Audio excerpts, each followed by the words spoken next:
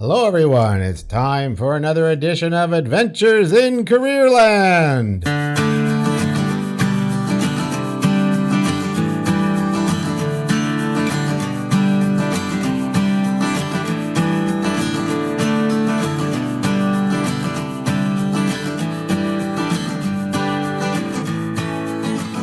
Hello all, I'm Adriano Magnifico. I'm the career lead at the Riel Arts and Technology Center. And the Arts and Technology Center is a very, very cool little place in the Riel School Division.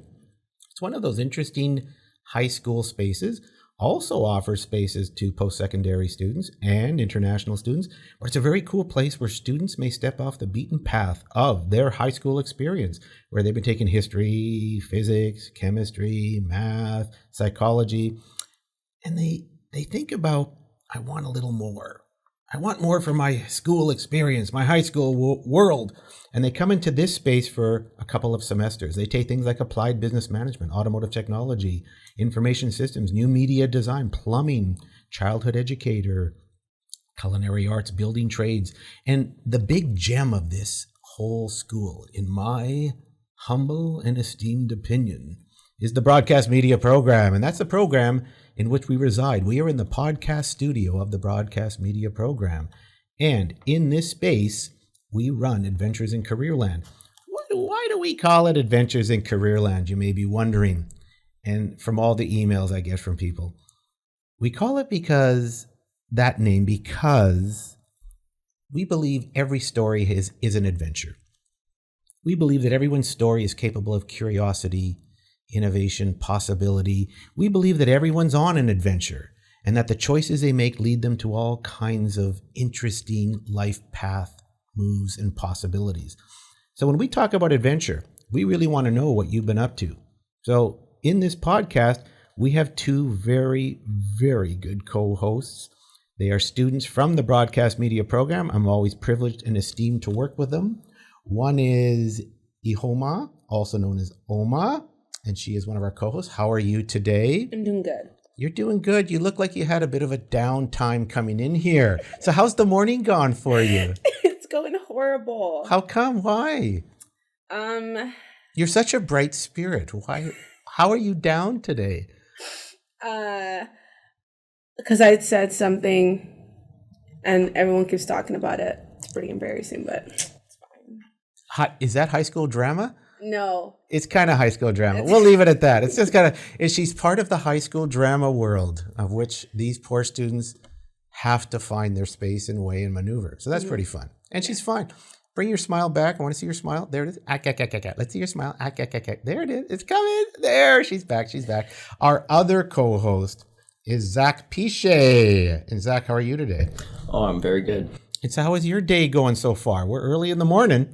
Oh, very early. I'm a little bit tired, a little bit nervous to be on the guest today, but... Yes, and Zach will be our guest today. Yesterday, first podcast, Oma was our guest, and this time, Zach will be our guest. And I want to assure all our listeners that we will be having a wide slate of guests, but we want to get to know our co-hosts first and understand some of their story and get to know their adventure as it seems to be unfolding. So we're very excited about that.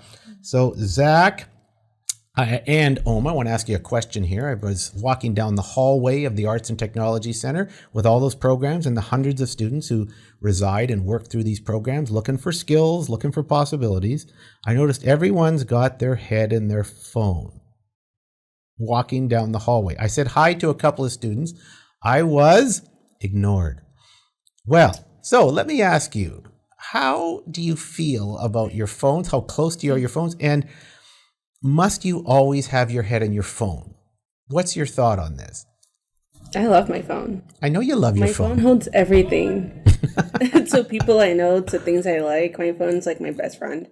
I don't know. You're making me very sad saying that because you may have a best friend out there who said, I thought I was her best friend. No, it's your phone. Also, like, I feel like the COVID just really brought down our whole social and now we're just stuck in our phones. Technology, I don't know, because our phones will never fail us. Our phones will never cause high school drama. But yeah, I think that's pretty relatable. think everyone's on their phone all the time. So do you actually believe your phone never starts high school drama? I beg to differ when No. somebody posts something. Wait, people use their phones to start it, not their phones actually doing stuff. But I don't know. Phones holds a lot of memory. Don't you love your phone? I use it to read newspaper articles from the New York Times. How old are you again? I'm 100. That makes sense. And I must listen. Honestly, I listen to podcasts occasionally on it, and hockey broadcasts sometime where I can get different pieces. But it's a very practical tool for me. And when I figure out a new piece of it, I get very, very excited. It's so much fun. But it's I don't. My head's not in it every moment because I think my eyes hurt when I do that. Again, I'm 100 years old. Yeah. But well, as Zach, what you said was very interesting. That your phone's your best friend. It really isn't, is it? No. Okay, good, No, good. no. Okay. Zach, tell me about your experience with your phone. How do you feel about your phone, and why is your head always in it? I think my generation, our generation, me and Oma's, has a more personal, I guess, relationship with our phones because we did grow up. We kind of got into teenagehood over COVID, and during COVID, like social media and our phones were our only way of communicating with the outside world for a while when we were locked down. So I do find myself still today like picking up and having those habits of not socializing as much in person and maybe texting in person when I know them, even in the same building as them. But I try to stay away from. Well, let me ask you. That, yeah. Let me ask you. So you would rather they're in the same building with you? You would rather text them than go down and have a personal conversation with them? Yeah. Sometimes I It's would. way Yeah. more easier. It is easier. Yeah, it's more natural too. I Yeah. think to our generation. And you can avoid the drama. Is that what you're saying? Yes. Yeah. Okay. Does the phone, like you're saying, this is kind of an extension of you, though, right? Does the phone, is the phone more practical to you as a tool, or is it my life, my environment in My which environment for sure. your environment? How do you feel? Tool or environment? Well, it's both. It's a tool we use in our everyday life, and we can't take away the importance of that. But what's it a tool for? like you can Tools have uses to do things and to get things done. So what do you use your phone for beyond the chatting with each other and texting with each other and flipping through TikTok or thumbing through everything? Well, it's a portal to access literally any information you want on this magical thing called Google that we all have access to. I mean, like when you were a kid. Google? What's that? When you were a kid, like your teachers probably told you, like, hey, you'll never have a calculator in your pocket at every second of the day, but we do. Like, and things like that, I feel like it's important, and it adds benefits. So you're saying it's a tool for research? Yeah. On top of the social aspect, yeah. And music. And music. And the yeah. music. You know what is kind of interesting about the phone? I used to have when I was, back in the 30s when I went to school, I used to have, you're looking at me, you're doing the math in your head? I said back in the 30s when I went to school. Okay. I was like, were you 30 when you went to school? Like, wait. No, Okay, but in then the it's 30s. like- I'd be 95 or something. yeah, All right. okay. Jeez. Anyway, it's a failure of the whole system. You didn't do the math quick enough in your head. All right. Anyway, I used to buy, it was a cool thing for me to buy the big stereo. All of us had a big stereo. We put a big stereo in our car too. I had a Gremlin back in the day, a 1977 AMC Gremlin. You got to look that car up to see what Magnifico's first car was. Pretty cool. Anyway, but a big deal was I buy the big stereo speakers, buy the big amp, buy the big cassette player, buy the big, and then disc player. We like those. And I just bought we like that stuff. Like you're seeing it now. And now when I look at it now, I'm holding my phone right now. All of my music is on my phone. And that's what you guys have. You don't own anything. You know what I'm saying? Yeah. You don't have to own anything. You can pay a little subscription for it, right? Or just download it, or not pay a subscription, do the freebie. I do all the freebies, right? So when you subscribe to Spotify, you got all their music. Anywhere you want, anytime. It was never that easy. You had to go out and buy it. You had to own it and do it. And here's a weird thing that happened to me this weekend. I got a Jimmy Buffett live album. I forget the title of it, but I remember from back in the day. And it was a vinyl record. And I bought it. And I played it all weekend because it reminded me of putting that physical album on the turntable that I still have and played it. And it was glorious. And then it ended. I flipped it over and put the other side on. I listened to his whole concert on that album. You guys wouldn't do that? No. You really wouldn't. It's not even a thing. But that's where the phone has become, you don't even need a flashlight anymore. No. Your phone's your flashlight. Like in my day, you had to buy a flashlight. And then you had to buy your stereo. Then you had to buy your albums. Then you had to buy your calculator. Then you had to buy your calculator. Then you had to buy your scheduler. Then you had to buy all of that stuff, right? It's all in one space. So you like that notion of everything being in one space? Yeah. Yeah. So what happens if you lose your phone? Oh God. Your eyes just went like, oh God. Oh my, you just look at you. You're in panic mode. Losing my phone is equivalent to like dying. I'm just kidding. But now I'd not be happy if I lost my phone. Or like, no. Don't even talk about it. I don't want to think about it. I don't think about it. Okay. Hey, listen, I'm not trying to stress you out. Oh, no, I'm not trying to stress you. Okay. Oh. No, you're not. You're in panic mode. I got to get you a psychiatrist at the end of this, just to have a therapist to talk this over. How would you feel if you lost your phone? I've never lost my phone like for more than like 30 minutes. The worst that's happened to me. It's lost for 30. What happened in that 30 minutes? I don't know because I have no access to the outside world. Then. No access to the outside world. But that's an interesting piece. And employers have an interest in you being at their work sites, and they're beginning to ask questions because I asked them, can't you put your phone down at the work site? And that may be a problem down the road. Are you going to be able to bring that and distinguish between the two spaces, when to use it, when not to use it? Right now you use it. I think you said it right. It's my environment. It's the way I live. It's the way I breathe. It's the way I move with this thing, right? Same thing? Yeah. So at the work site, if they say, you know what, put your phone in here, you're not touching it for the morning, how will you feel? I'm fine with that because I know it just works differently that way. Okay. You're breathing difficult right now, difficultly. Oh my gosh. Okay. I find that very interesting. We'll continue to have these kind of conversations. I want you to think about them down the road. And any time during this podcast you want to bring out, I just thought about this today. Or more importantly, you pick up a vinyl record and you talk about how great it is, I'm all ears. That's not going to happen, is it? No. Okay. No. Oh gosh, I'm looking around for an Engelbert Humperdinck record. That was a sure. Yeah. Anyway, hey Zach, you're from Dakota Collegiate. We're going to talk to Zach a little more detail because it's his turn to be interviewed. Zach, you're from Dakota Collegiate. You're in grade 11. Why did you choose to step off the path and come here? You left your buddies. You were on the football team there too. Yeah, I sure was. That's a world championship football program there. Well, not world championship, but it's pretty good. Manitoba championship. Yes, yeah. Pretty cool. And you got the cool field there, right? Yeah. You have the best field. Now, it must be fun practicing on that field as a football player, right? It is. I prefer real grass for practice because it hurts a lot less to get tackled on. But isn't it all that kind of those little balls, those little? It is, but underneath. What is it made of? What is it made of? It's what do they call it? Rubber. It's I think it's just shredded up rubber into the turf. Okay. The problem is underneath it, it's solid concrete.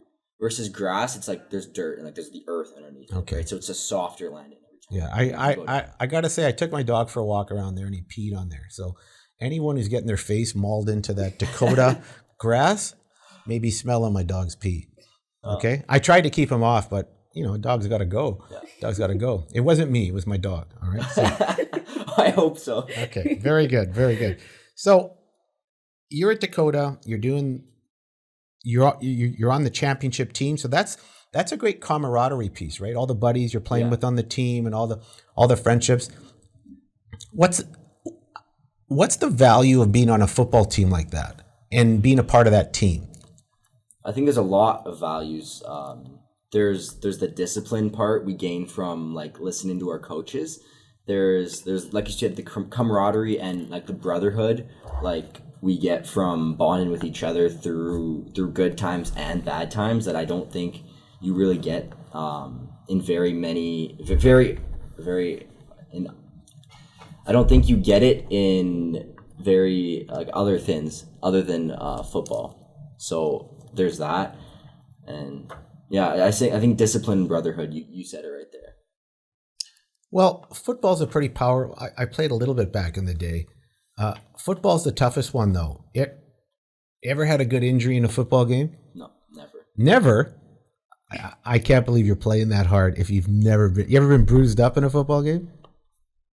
I've been bruised up, and I've played like through like sprains and things like that. But I've never broken anything playing football. Yeah, no. Football's a tough game, though, right? Like you're slammed on the ground constantly. Yeah. As a matter of course, every play somebody's getting beaten down. I remember seeing a study in the New Yorker magazine somewhere or other where they put some kind of sensors in helmets in a big college football game, and they on the kickoff there were 4 or 5 concussions. Yeah, just because people are hitting each other and banging each other and blocking each other and trying to make a play. That's what happens in a football game. So you really have to learn how to tackle properly. Yeah. And when you cheat on the tackles, oh my gosh, some people really get hurt. And you get mild concussions. And they found that all these sensors, all these readings they were getting showing every single play in a football game, somebody's getting concussed. Sorry, what's the worst injury you've seen? Seen or like had happened? No, seen. This guy doesn't get hurt, eh? This guy doesn't get hurt. I don't know. And remember, he's a defensive back. That's what I used to play. So I get it. Somebody's already been hit, and then the defensive back comes in and hits him again, and puts his cigarette down, and then someone comes in and hits him again. I understand the DB thing. So the worst injury I've ever seen was probably back in club football. It was just a dirty play.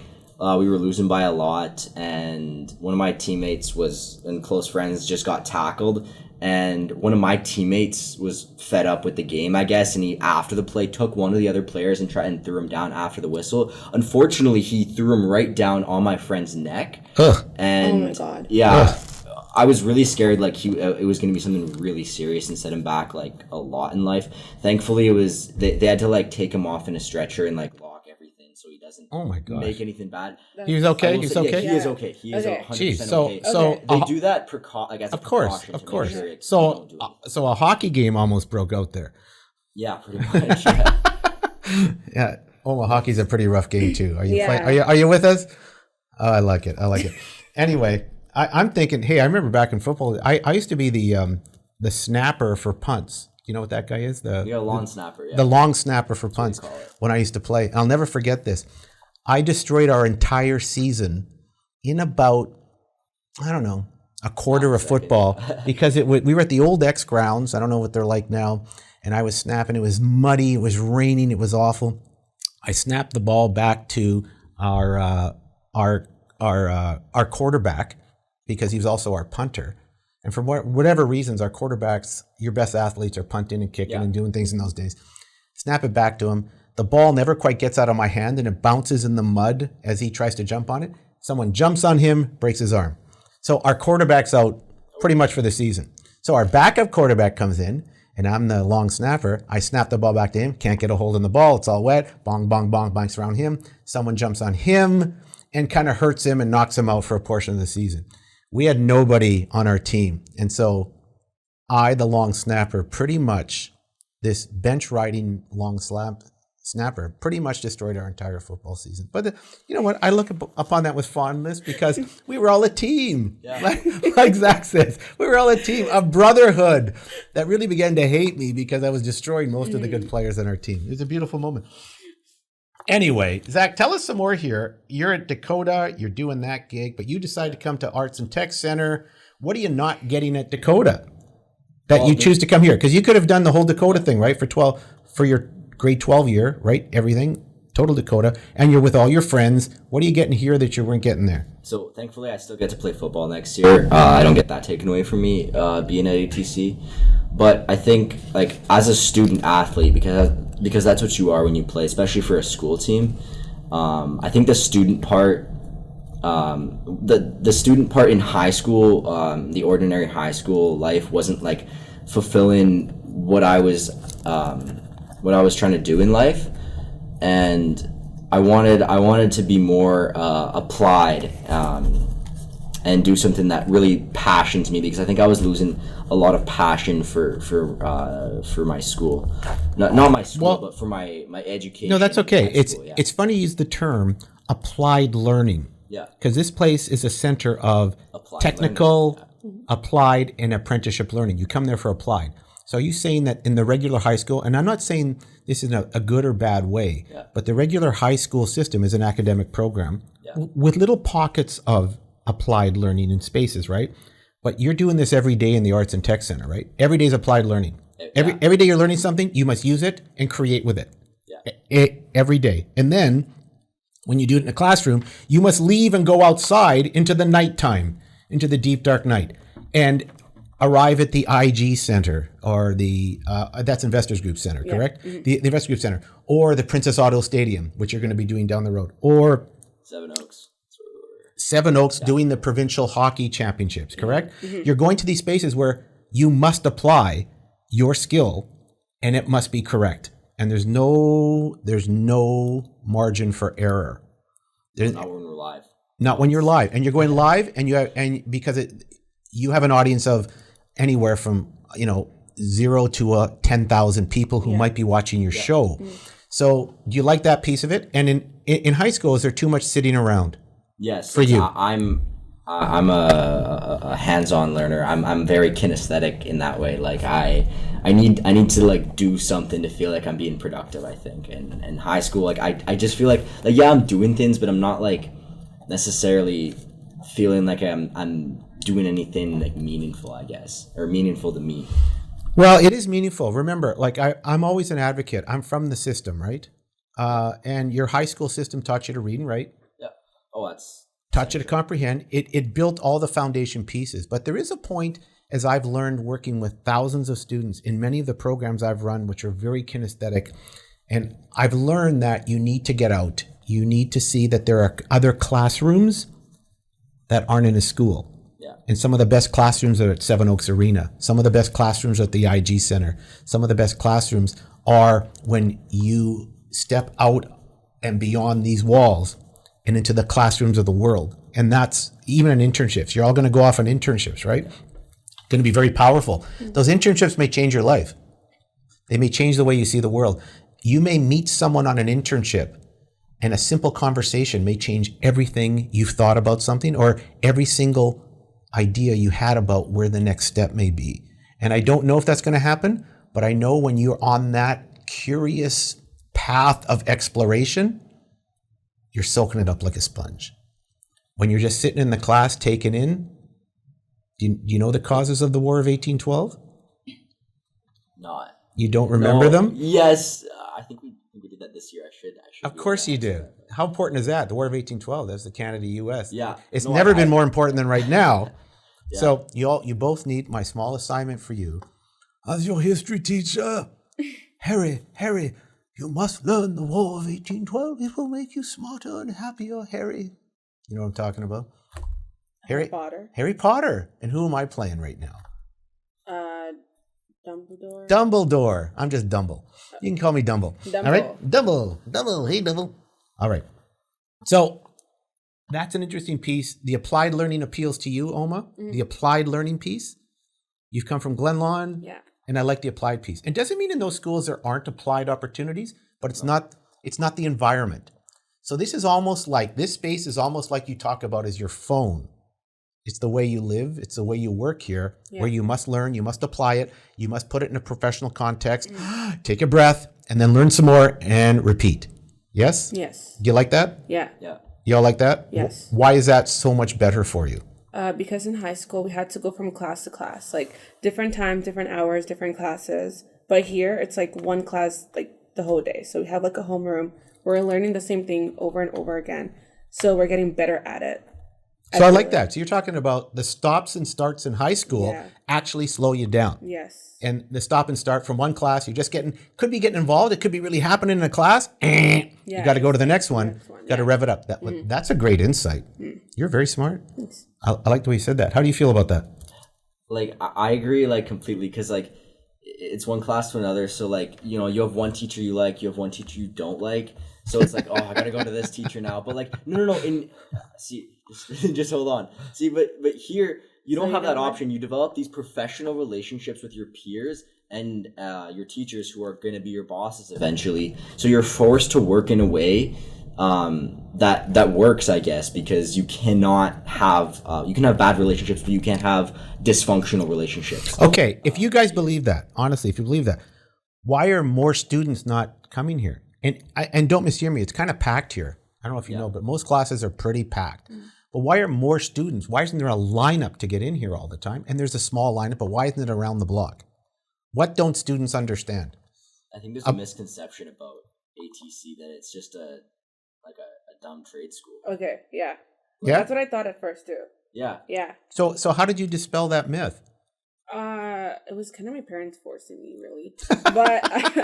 But yeah, they just like explained like the whole thing, being like, oh, it will like better your future. You could like do better things instead of going to school every day. Just take this. And I was like, okay, sure. And I came here, and it's not what I expected. Like, it's way better than what I expected. And I feel like the high schoolers they're too scared to actually come here, for the fear of being called like a loser, because why you go into that like dumb school, but it's actually not dumb, just so you guys know. Also, Are people talking about me that I'm dumb? I don't think anyone knows you. That's good. All right. Yeah. What do you think on that? Your buddies back at school, why are they not coming here? I do have some buddies here. I don't know. I think like I said, those buddies, they were more concerned about me going to this particular program than the school in general. They thought you go into like something hands-on, like wood. And, yeah, they thought I was gonna. They're stuff. like broadcasting, like what's that gonna lead to? Yeah. Like that's one of my friends. Go ahead. One of my friends even used, and I quote, he said, like he called this not a real trade. He said, yeah, me and my buddy, we took a real trade. And I really took offense to that, because I was like, I don't think he understands the work that goes into it. Like we not only do we do manual labor, like moving around like 1,000 pounds of equipment to a trailer and then setting up that 1,000 pounds of equipment, but we also need to use our brains, and we're also like thinking about how we can set it up in the most efficient way possible. Yeah, you're constantly problem solving. You're constantly problem solving. Yeah. But there's that whole notion of it's just a trade school. Yeah. And it's not a trade school, and you've discovered that coming in. Like when that's why I jumped on your word applied learning. It's an applied learning center when the dust settles. With trades is one of the options for you, because you can become an apprenticeship. You can become an apprentice and take an apprenticeship program here, right? There's 4 or 5 like that, but the rest aren't like that. So it's interesting what perceptions are out there and how you found that this would be good. Mom, family said you should consider this, and it wasn't even on your radar. No. If they didn't do that, you'd still be in the drama at Glenlawn. Yes. And what made you make the call to come here? Yeah, my mom also said like, hey, I think you'd be a perfect fit in this program, and I was because I was considering electrical and just going to take a trade that would get me an apprenticeship too. So, but my mom pushed me to come to this program. That's pretty cool. Yeah. So it's the parents, and there's most of the research, the literal research out there that says what influences a young person to make the first steps and the first calls to parents, and that's in the 60 to 70% range. It's a family member who influences you more than anyone. Mm-hmm. And ultimately so that you can be in charge of your own fate. Down the road, your parents aren't going to be the ones who are going to say, are you happy here? You're going to have to say, am I happy here? Right? Mm-hmm. So I feel super happy for you guys that you're feeling you're in the right place. But I still lament for many students who are sitting back in schools going through a process. They're completely bored with school. They don't know what to do, and they're not seeing other options for themselves, and they're going to graduate with this sense of, what do I do now? Mm. You may not know what you're going to do after high school, but your skills are going to be amazing. And you're going to see, I always say, you never know what job you should think about after high school, but you should know, I've talked to you before about this in class, you should know the space where you fit, where your skills really seem to resonate with people, to whom you gravitate out there, what industries seem to connect with you, and that's what you do in this space. which is kind of cool. High school needs a heavy dose of career development, but they don't get it. Ever. Like a heavy dose of it. Here, our environment, like your phone, is career development, is you're trying to figure out what your gig is. So I'm interested in what you might say to a young person in grade 10. If you're sitting in front, they're all sitting in the pews, they're waiting for you. You walk into the room, Zach. What would you say? What piece of advice would you give to them about the next steps in your life? And I'm not necessarily saying it's got to be ATC, okay? But what would you say to them? I would tell them to trust themselves because they know themselves like the best. And I would tell them to trust the people like closest to them that they know are closest and know them the best, because they know those people are also going to give you the best advice for you. But the person, like I said, who has the best advice for you is yourself, because only you know yourself the best. And your parents and the people who are close to you aren't going to be able to always push you in the right direction. So you got to learn to. But they're going to give you good information. Exactly. So you have to filter that, right? Those opinions. With what's inside of you. What advice would you give, Oma, quickly? You did a little bit last time, too. Yeah, I did. Do you remember? Well, I think I said, just step out of your comfort zone. yes, I think that's yes. what I said. That's what you said before. Yeah. And I just wanted to remind us of that. You're talking about some pretty heady stuff. You're talking about take some risk. Yes. And it's good to do it in high school because the risk is supported here. When you turn 18 and leave, you're on your own. You have a whole machine behind you here at ATC in all of your high schools and all your spaces. And I always say to students, this is the chance to take your risk. This is the chance to try it. Nothing's going to mess you up here because you're going to be supported. When you fall, we're going to throw you right back on that horse. Right. And you're going to start riding again. So this is your chance. It's when you leave that I think schools should spend more time thinking about what should we do for you when you leave, not just helping you graduate. Right? Do you have something? Yeah. I was going to say, it's better to even take a trade because then you have more skills than just high school. Because then in high school, you have just basic skills like math, English, just knowing the basic stuff. But when you come here and actually do some work, you learn other things that can help you better your future. Yeah. That's what I think. Yeah. I love what you said. Skills are skills. Yeah. Just get skills. Get better at things. Get better at stuff, right? Learn how to change a tire. Honestly.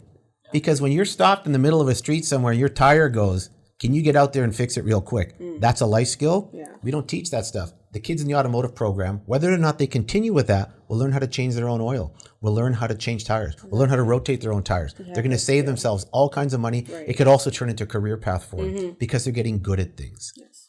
And life is about getting good at things. And I can see you guys are really good with tech. I can see that.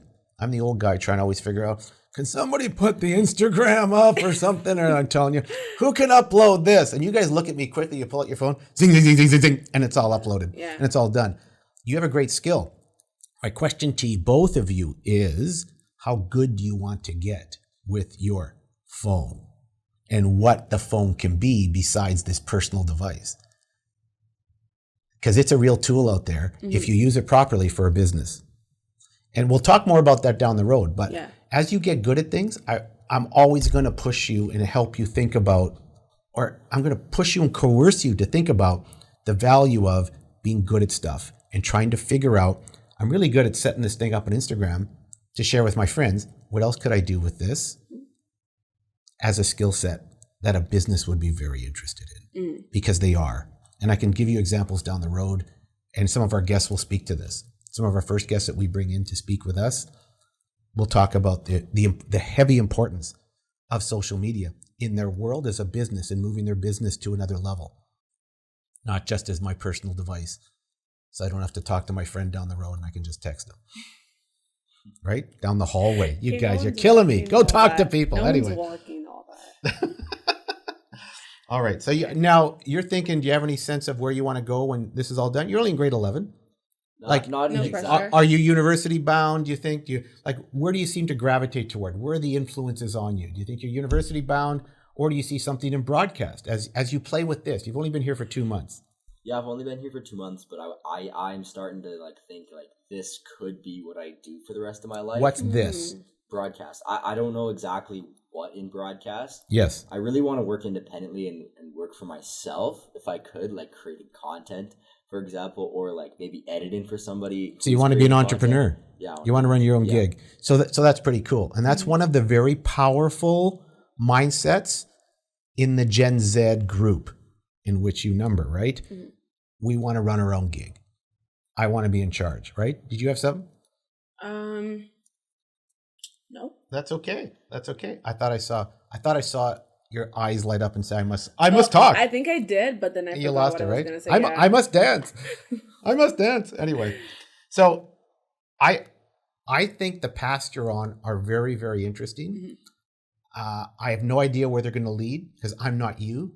And I would submit to you, you have no idea where yours are going to lead because you're in it. But when you're on the exploratory path and the curious path, something good's going to happen to you. Yeah. I was gonna say, like, I feel like I gravitate towards like the college, like university. Like Praise mentioned, she said she was going to Red River for like to know more about the broadcast thingy. I think that's like not going to Red River, but just like going to Creative college Communications at Red Yeah. River offers this kind of broadcast environment. So I probably just go to like college and learn more about that, and then after that, I could go do something else. And if that works out, I'll continue my broadcast like career. But like if it doesn't, then I'll just go do something else. But I feel like You can be a plumber. You can be a plumber. Never in my life have I ever thought about being a plumber. But now I just dropped that seed in you. Yeah, no, I'm not touching toilets. But anyway, sorry. Plumbing with Oma. Oma the plumber. No, so what you got to do is you got to make a channel called Plumbing with Oma, and you got to use the broadcasting background to teach other people. Oh my gosh, you run a blog? You're doing YouTube videos? I'm going to use this U-joint and show you how to do it. As soon as I put my cigarette down, it'll be, oh my gosh. And he's actually talking about, that's where the skill turns into something, right? Yeah. And where your skills are off the chart. Like we're going to upload all these things onto that thing called the internet, and we're going to use it. Yeah, these podcasts. I don't know what it is. You guys just keep throwing it up there, and you're going to develop those skill sets quickly, and then you're going to just see more and more possibilities about how to move, how to create audiences, how to build the audiences. That's pretty cool stuff. Pretty cool stuff. Anyway, I feel very good that you're both my co-hosts. I feel like you like to talk. Oma, you like to talk. I feel like Zach, you kind of like to talk. Is that okay? That's a pretty accurate description. Okay. And I just think you're both going to improve in ways where you want to. I want you throughout this experience to assert your voice and to say, this is what I think. And I hope you don't always agree with me because it makes for a dull podcast when you do. Yeah. Right? Don't worry, we will never agree with you. Yeah, we never do. We just like lie. You know what? I don't care what you say about me. I think you're both great. Okay? I think I've just been dissed, but I'm an old man now, so I don't really understand many things. Anyway, I'll always be privileged to have you in this space. I want you to know that. So when you bring your voice to this, you're making the whole podcast stronger, and people want to hear what you have to say. Okay? I believe that sincerely. You know, our 7 or 8 viewers, they're very important to me. So I want to make sure you never feel like, what will Magnifico think? I really want to know what you think all the time. So that's going to be these are our co-hosts. They're going to be awesome. Oma did the first podcast. Zach, you've shared a lot about this, your thoughts and your visions and your ambitions and ideas in the second podcast. But now, Oma, we must do the quick cues. So will you explain what that is? And then we will run our second podcast guest, Zach, through those quick cues. Okay. Quick cues are a series of this or that questions we ask to get to know you better. Yeah, you ready, Zach? Yeah, I'm ready. Okay. Dine in or takeout? Dining. Coke or Pepsi? Coke. Driver or passenger? Driver. Singing or dancing? Singing. Burgers or hot dogs? Burgers. Adventure or relaxation? Adventure. Concert or sport games? Sports game. Wings or ribs? Wins. Rustic or modern? Rustic. TikTok or Instagram? Instagram. What's the best podcast? Oh, Adventures in Careerland.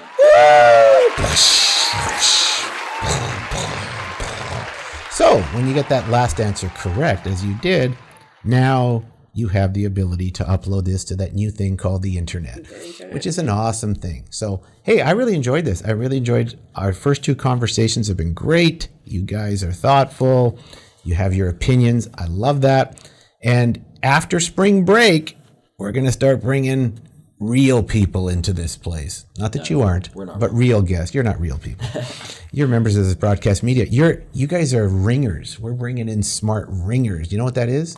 A ringer? No. When you bring a ringer onto a football team, what are you doing? I don't know what a ringer is. A ringer. A ringer. In our day, that guy's a ringer. You brought in a guy who's really good and really isn't on the team. You know what I'm saying? You brought this extra. Hey, how did you guys get that guy? Where did that guy come from? You're playing hockey or something. He's never been on the team before. He's a ringer. They brought in you're playing hockey in the Schmegley League, and you brought a major junior guy onto your team. He's a ringer. That's what a ringer is. So you guys aren't ringers. You're actually participants here. But you're good enough to be ringers. That's what I'm saying. I don't know what I'm saying. Anyway, we'll move on. We'll move on to this, and that was fun to do. Our podcast is available on the podcast platforms, the ones like Spotify and Apple and others. We do some social media, so you can pick up some of our announcements, some of our images, some of our texts on some of the social media platforms as well. And you know what? That's it. Episode 2 of Season 10, number 102. So thank you all for being a part of Adventures in Careerland.